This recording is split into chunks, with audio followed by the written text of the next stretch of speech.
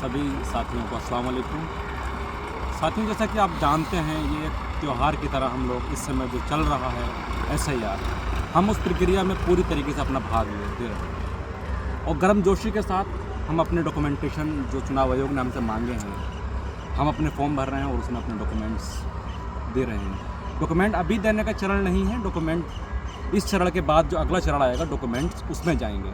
इस चरण में तो सभी जानते हैं और ज़्यादातर लोगों ने अपने फॉर्म सबमिट कर भी दिए हैं BLOs को। अगर बाई चांस उनके वालिद और वालिदा का अगर 2003 की सूची में नाम नहीं मिल रहा है तो वो लोग घबराएं नहीं, संयम से काम लें।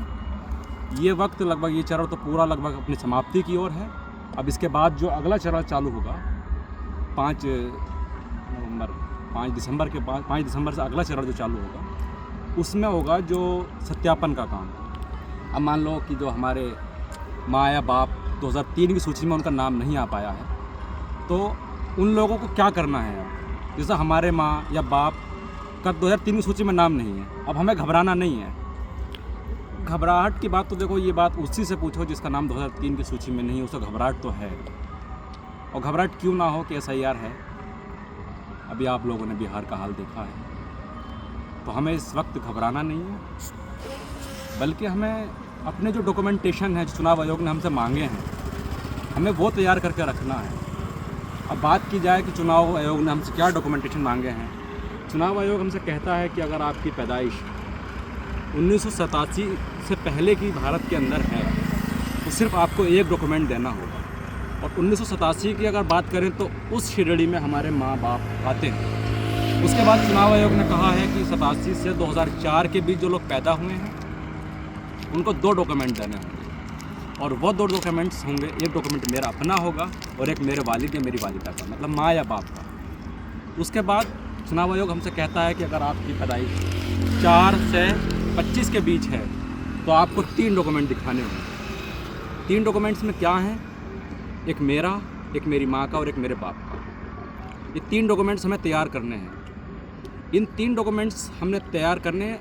11 चुनाव आयोग ने डॉक्यूमेंट मांगे हैं। मैं आपको मुख्य दो जो हैं आपको सर्टिफिकेट जो डॉक्यूमेंट मैं बता दूं जो आसान और सरल तरीके से बन सकते हैं।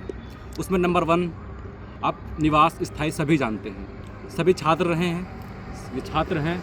और ज़्यादातर बच्चों के डॉक्यूमेंट्स लगभग हाई स्कूल की मार्कशीट है, सिंपल से डॉक्यूमेंट्स हैं। हाई स्कूल की मार्कशीट हो गई, निवास प्रमाण पत्र हो गया, जो जिन लोगों का जाति प्रमाण पत्र बन सकता है उन लोगों का जाति प्रमाण पत्र हो गया, जिन लोगों का पासपोर्ट है वो पासपोर्ट हो गया, एक परिवार रजिस्टर की नकल।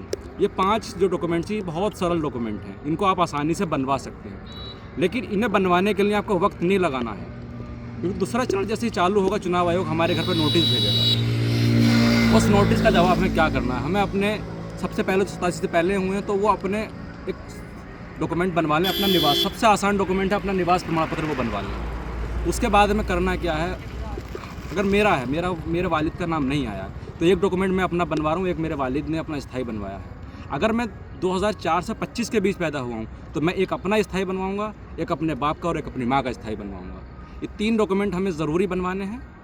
और इसके बाद में सभी लोगों से मैं ये अपील करना चाहता हूँ कि परिवार रजिस्टर की नकल में ज़रूर अपना आपको दर्ज करा लें।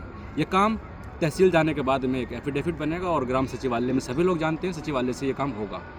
तो घबराएं नहीं, घबराने की बात तो है लेकिन घबराना नहीं है। हमें संयम से काम लेना है और हमें तरीके से काम करना है। वो तरीके से काम यही है कि हम अपने डॉक्यूमेंट को सरल तरीके से पूरा करें। घबराएंगे तो हम डॉक्यूमेंट पूरे नहीं कर पाएंगे। हमें इस वक्त बड़े सरल स्वभाव से काम लेना है, देखना है कि हमारा डॉक्यूमेंट क्या पूरा नहीं है। तो गुजारिश मैं यही करूँगा कि घबराएं नहीं, अपने डॉक्यूमेंट तैयार करके रखें, कल का इंतज़ार ना करें। आज ही अपने नज़दीकी साइबर कैफ़े में जाने के बाद अपना स्थायी प्रमाण पत्र या अपना जाति प्रमाण पत्र या अपने अन्य सर्टिफिकेट, ज़्यादातर लोगों को हाई स्कूल की मार्कशीट या हो गई, लेकिन उनके लिए मैं बता रहा हूँ जिनके पास ये डॉक्यूमेंट नहीं है,